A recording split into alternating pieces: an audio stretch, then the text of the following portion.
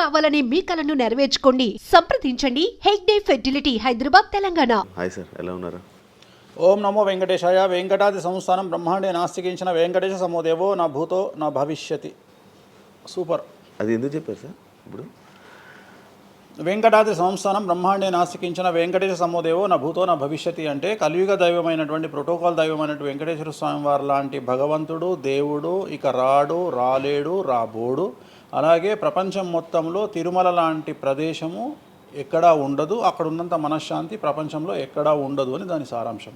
దానికి ఇంటర్వ్యూకి సంబంధం ఏమైనా ఉందా? నేను ఫాలో అయ్యేది శ్రీ వెంకటేశ్వర స్వామిని, కామాఖ్య అమ్మవారిని. సో మనం ఏదైతే జనరల్గా మాట్లాడతామో ఆ మాట్లాడే సందర్భంలో ఈ జనరల్గా నాకు ఇప్పటి వరకు గత 20 సంవత్సరాల నుండి ఏ ఇంటర్వ్యూలో కూడా పేపరు పెన్ను ప్రిపేర్ అవ్వడము, పేపర్లు పెన్నులు పెట్టుకొని వచ్చి కూర్చోవడము అలవాట్లేదు. సో నేను కూర్చొని మాట్లాడింది అంతా కూడా ఆ స్వామి అమ్మవారు మాత్రమే పలికిస్తారు. సో నేను మాట్లాడే ప్రతి మాట నాకు సంబంధం లేదు. ఎందుకంటే మీరు అబ్జర్వ్ చేసిరు, నా దగ్గర ఏ పెన్ను లేదు, పేపర్ లేదు. మీరు ఏం అడుగుతారో నాకు తెలియదు. నేను మీతో ఈ ప్రశ్నలు అడగాలని నేను ఇంతవరకు చెప్పలేదు. సో మీరు ఏం అడుగుతారో మీ ఐక్యూ లెవెల్ని బట్టి ఉంటుంది. సో నాకు ఆన్సర్ చేసేది స్వామి అమ్మవార్లు ఆన్సర్ చేస్తారు. సో అది చెప్పి ఇంటర్వ్యూలో కూర్చోవడం నాకు అలవాటు. సో ఏదైనా మీరే పలికిస్తారు అనేటువంటి బ్లైండ్ నమ్మకంతో, గుడ్డి నమ్మకంతో ఆ స్వామిని అమ్మవారిని నమ్ముకొని కూర్చుంటాను ఇంటర్వ్యూలో. సో నాకు అలవాటు ఏంటంటే కలియుగ దైవం, ప్రోటోకాల్ దైవం. మనం చూస్తుంటాం, మాకు రాముడు ఇష్టము, మాకు శివుడు ఇష్టము. వెంకటేశ్వర స్వామి వద్ద మాత్రమే డబ్బు ఉంటుంది, వేరే వాళ్ళ దగ్గర డబ్బులు ఉండవు. ఉదాహరణ, రాముడు ఉన్నాడు, సంవత్సరం నాడు ఒకటే రోజు ఆయన దగ్గరికి పోతాం మనం, అది శ్రీరామనవమి. శివుడు ఉన్నాడు, శివరాత్రి నాడు తప్ప ఎప్పుడూ పోము, కానీ ప్రతిరోజు వెళ్ళేది వెంకటేశ్వర స్వామి వారి దగ్గర. వెంకటేశ్వర స్వామి భోగమైనటువంటి అనుభవిస్తూ ఉంటాడు. ఆయనకు భోగ శ్రీనివాసులు అని వెంకటేశ్వర స్వామి వారు, మనం తిరుపతికి వెళ్తే తిరుపతిలో వెంకటేశ్వర స్వామి వారి దగ్గర చిన్న విగ్రహం ఉంటుంది కింద, దాన్ని భోగ వెంకటేశ్వర స్వామి అంటారు. అంటే ఆయనకున్నంత అనుభవించేదంతా ఆయన్ని అక్కడనే ఆ వెంకటేశ్వర స్వామి వారే అనుభవిస్తారు. సో అందుకనే ఆయనకు అంత లగ్జరీ లైఫ్ ఉంటుంది. సో లక్ష్మి కూడా వెంకటేశ్వర స్వామి వారి దగ్గరనే ఉంటుంది. అంటే మన కలియుగంలో ప్రోటోకాల్ దైవం అంటే వెంకటేశ్వర స్వామి. డబ్బును ఎంజాయ్ చేయాలి, డబ్బు రావాలి, లగ్జరీస్ అంటే వెంకటేశ్వర స్వామి. అందుకనే వెంకటేశ్వర స్వామి వారి మాట తీసుకొని మాత్రమే నేను ఇంటర్వ్యూని స్టార్ట్ చేస్తాను. మీకు డబ్బు రావాలి? ఎవరికి? మీకు. నాకు డబ్బు వచ్చింది ఆల్రెడీ, ఎనఫ్. ఎలా వచ్చింది? ఎలా సంపాదించారు? సంపాదించాలనే కసి ఉంటుంది కాబట్టి సంపాదిస్తాం. అంటే నేను ఎలా నమ్ముతా అంటే, ఒక సామెత ఉంటుంది, వీడి జాతకమే బాగుంటే వీడి జాతకాలు ఎందుకు చెప్పుకుంటాడు. సో నా జాతకం బాగుంది అని ప్రూవ్ చేసుకోవడానికి the first ever astrologer range rover వాడేటువంటి జ్యోతిష్కుడు నేను ఒక్కనే ఇండియాలో. సో అన్ని లగ్జరీస్ లైఫ్లో ఎంజాయ్ చేస్తేనే వేరే వాడికి మనం మాట్లాడేటువంటి రైట్స్ ఉంటాయి అనేటువంటి ఉద్దేశం నాది. ఓకే, ఎగ్జాంపుల్ చెప్తా. ఒక తండ్రి ఒక 10 ఫోటోలు, ఒక Tendulkar photo, Modi photo, Amit Shah photo, ఒక ప్రముఖ హీరోయిన్ నయనతార ఫోటో, లేకపోతే ఒక రేవంత్ రెడ్డి ఫోటో, చంద్రబాబు నాయుడు ఫోటో, ఇట్లన్నీ తీసుకెళ్ళి పెట్టి ఇంట్లోకి వెళ్ళి తన కొడుకును పిలిచి, ఈ ఫోటోల్లో నువ్వు ఎవరు కావాలనుకుంటున్నావు అని అడిగితే వాడు అక్కడ ఉన్నటువంటి ఫోటోల్లో ఏదో ఒక ఫోటో పిక్ చేసుకుంటాడు. కానీ ఏ కొడుకు కూడా నీలాగా కావాలనుకుంటున్నా నాన్న అని చెప్పాడు. ఆ సిగ్గు వీడికి ఉండదు, అలా పెంచగలిగినటువంటి తత్వం వీడికి ఉండదు. సో నేను ఆ టైపు కాదు. నా కూతురు కానీ నా కొడుకు కానీ నీలాగా పెరగాలి నాన్న, నీలాగా నేను ఒక రోల్ మోడల్ అయితే నాన్న అనిపించుకునేటువంటి పరిస్థితి ఉన్నది. మీ ఫోటో కూడా పెడతారు అక్కడ? పెట్టను, నేను అసలు పెట్టను. నా కూతురే ఇవన్నీ నాకు వద్దు అని ఇట్లా పక్కకు జరిపి నేను నీలాగా తయారవుతా అని చెప్తుంది నా కూతురు. So that is my aim. So aim కదా సక్సెస్. నేను ఇవాళ నా కూతురు నన్ను చూస్తే నా తండ్రి నాకు రోల్ మోడల్ అని చెప్తుంది. రోల్ మోడల్ అని చెప్పాలంటే అన్ని రకాలుగా ఉండాలి. మనము ఒక కూతుర్ని చూసుకునే విధానంలో ఉంటుంది, ఒక భార్యను చూసుకునే విధానంలో ఉంటుంది. అలాగే సామాజికంగా మనం మన కూతురికి ఏమి ఇస్తున్నామో, కొడుకుకి ఏమి ఇస్తున్నాము, సమాజంలోకి వాళ్ళని ఎట్లా వదులుతున్నాము అనేటువంటిది కూడా అది ముఖ్యమైనటువంటి విషయం. సో ఇవన్నిటికీ సంసిద్ధతను వ్యక్తం చేయాల్సినటువంటి పరిస్థితి, వీటిని తయారు చేయాల్సినటువంటి పరిస్థితి నా మీద ఉంటుంది. సో నన్ను ఫస్ట్ ఎవరు కూడా క్వశ్చన్ చేయడానికి వీలు లేదు. అంటే నా దగ్గరకు వచ్చేవాడు, వేణుస్వామి నీ జాతకం బాగుంటే నువ్వు జాతకాలు ఎందుకు చెప్పుకుంటావు. సో ఇప్పుడు నేను ఒక హీరోయిన్ని తయారు చేయాలి అంటే ఎలా తయారు చేయాలో నాకు తెలుసు. అంటే ఆమె జాతకంలో యోగం ఉంటే ఆమెను సూపర్ స్టార్ ఎలా చేయాలో నాకు తెలుసు, ఒక హీరోని సూపర్ స్టార్ని ఎలా చేయాలో నాకు తెలుసు. సో ఎలా చేస్తారు మీరు? పూజలతోనే అయిపోతారు. అంటే వాళ్ళకి టాలెంట్ అవసరం లేదు? వాళ్ళకి టాలెంట్ జాతకం ఉంటేనే అంటున్నా కదా, యోగం ఉంటేనే అవుతారు కదా. జాతకంలో ఉంటుందని ఉంటుంది, ఒకవేళ ఉన్నదని మనకు కనిపించింది. అవును, వాళ్ళకి ఒకవేళ టాలెంట్ లేకపోతే అసలు టాలెంట్ అనేది ఇండస్ట్రీలో ఎవరికీ ఉండదు. Practice makes perfect. ఓకే. దానంత పనికి మాలిన మాట ఇంకోటి లేదు. శివ రాగానే ఫస్ట్ ఇంటర్వ్యూలోనే ఇరగదీయడు. శివ 1వ ఇంటర్వ్యూకు, శివ 100వ ఇంటర్వ్యూకు నక్కకు నాగలో అనుకున్నంత తేడా ఉంటుంది. మరి శివ ఫస్ట్ ఇంటర్వ్యూలోనే టాలెంట్ ఇరగదీసిండా? Practice makes perfect. అంత ఛాన్స్ ఇవ్వట్లేదు కదా ఇప్పుడు ఇండస్ట్రీలో. ఎవరు ఇక్కడికి వచ్చి ప్రాక్టీస్ చేసుకుంటామంటే ఛాన్సులు రావట్లేదు కదా. ఆటోమేటిక్గా టాలెంట్ అనేది మనము ప్లే చేస్తున్న రోల్స్ను బట్టి వస్తుంది. డైరెక్ట్గా అల్లు అర్జున్ గంగోత్రి సినిమాలో చూసిన అల్లు అర్జున్కు, పుష్ప 3లో చూసిన అల్లు అర్జున్కు కోడిపిల్ల లెక్క కళ్ళు తిరిగి కింద పడతాం అందరం. ఆయన హావభావాలు కానీ, ఆయన ముఖవర్చస్సు కానీ, గంగోత్రి సినిమాలో ఉన్నటువంటి అల్లు అర్జున్కు, పుష్ప 3కి. మరి గంగోత్రిలోనే పుష్ప 3 లాగా ఎందుకు లేడు అల్లు అర్జున్ అంటే? మరి అప్పుడు టాలెంట్ లేదా? సో ఇక్కడ ప్రాక్టీస్ మేక్స్ పర్ఫెక్ట్. అంటే కొన్ని పనికి మాలినటువంటి మాటలు మాట్లాడేటువంటి ఎప్పుడో 50 ఏళ్ళ కింద సామెతలను తీసుకొచ్చి రుద్దే ప్రయత్నం చేస్తారు. సో ఇక్కడ టాలెంట్ అనేది పక్కన పెడదాం, అవకాశం ముఖ్యం. నువ్వు టాలెంట్ ప్రూవ్ చేసుకోవాలంటే అవకాశం ముఖ్యం. శివ అనేవాడు యాంకరింగ్లో తోపు తురుము అని ప్రూవ్ చేసుకోవాలంటే అవకాశం ముఖ్యం. అవకాశం లేకపోతే శివలో టాలెంట్ ఉండదు, ఆ టాలెంట్ డెవలప్మెంట్ ఉండదు. సో ఇక్కడ ఏంది అంటే అవకాశాలు రావడం కోసం మనం ప్రయత్నం చేస్తాం. ఒక సీఎం సీట్ ఎక్కడం కోసం సీఎం ఏం చేస్తాడు అని తెలవాలి అంటే సీట్ ఎక్కాలి. సీట్ ఎక్కిన తర్వాత సీఎంగా ఈయన పనికొస్తాడా రాడని డిసైడ్ అవుతుంది. అట్లనే ఒక అమ్మాయి హీరోయిన్ అయిన తర్వాత ఈ అమ్మాయికి అంత సీన్ ఉందా లేదా అనే విషయం తెలుస్తుంది. సో మనం కనుక నయనతారని తీసుకున్నా, సమంతని తీసుకున్నా, ఏ హీరోయిన్ తీసుకున్నా, ఏ హీరోని తీసుకున్నా, వాళ్ళ ఫస్ట్ సినిమాకు, వాళ్ళ 3వ సినిమాకు, వాళ్ళ 30వ సినిమాకు ఎక్స్ట్రీమ్ చేంజెస్ ఉంటాయి.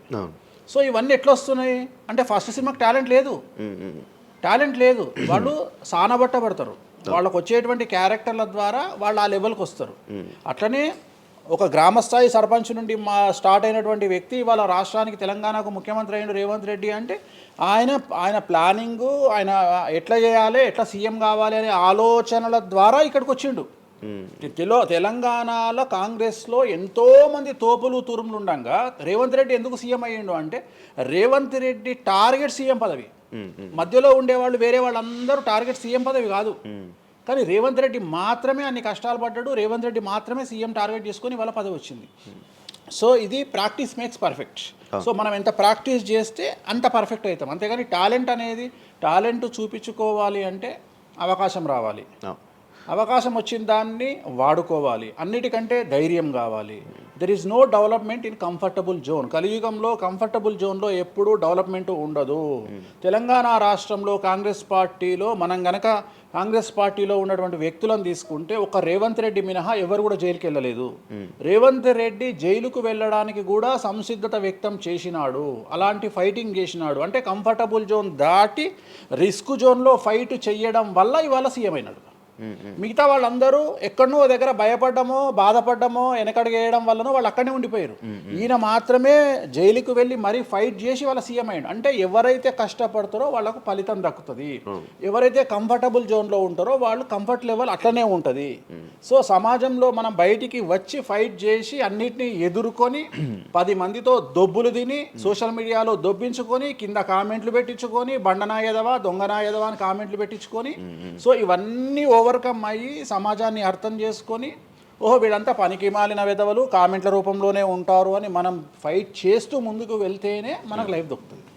ఇప్పుడు రేవంత్ రెడ్డి గారి గురించి మాట్లాడారు కాబట్టి ప్రజెంట్ జనాల్లోని నెగిటివిటీ నేను ప్రిడిక్షన్స్ని కానీ వేరే వాటి చెప్పట్లా. నేను ఒక మంచి విషయాన్ని తీసుకొని మాత్రమే చెప్తా ఉన్నాను. నేను మంచి విషయాన్ని మాత్రమే తీసుకొని చెప్పాను. వేణుస్వామి గారు ఎప్పుడు అంటే లైక్ ఇందాక మాట్లాడుతున్నట్టే హీరోయిన్లు మనం టాలెంట్ ఉన్న వాళ్ళు చేస్తాం.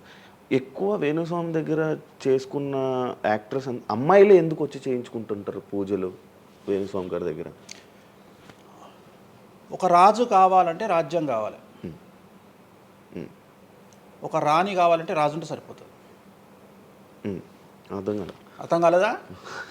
ఒక వ్యక్తి రాజు కావాలంటే రాజ్యాన్ని సంపాదించాలి. రాజ్యాన్ని సంపాదించాలంటే సగం జీవితం సంక నాకిపోతుంది ఒక వ్యక్తికి. అంటే శివ అనే వ్యక్తి ఒక 100 కోట్ల రూపాయలు సంపాదించాలంటే సగం జీవితం సంక నాకిపోతుంది. అవును, రైట్. కానీ శివను పెళ్లి చేసుకోవడానికి ఒక అమ్మాయికి మ్యాక్సిమం 10 minutes చాలు. ఎస్, అంటే శివ నచ్చితే చాలు, అవును శివకు అమ్మాయి నచ్చితే చాలు, అవును. పని అయిపోయింది. అంటే 10 నిమిషాల్లో ఆ అమ్మాయి 100 కోట్ల వారసురాలు అయిపోయింది. అలాగే 100 కోట్ల అధిపతి కూడా తనకు దక్కిండు. సో అమ్మాయిల డెవలప్మెంట్ అనేది ఎక్స్ట్రీమ్గా ఉంటుంది, ఎక్స్ట్రీమ్గా ఉంటుంది.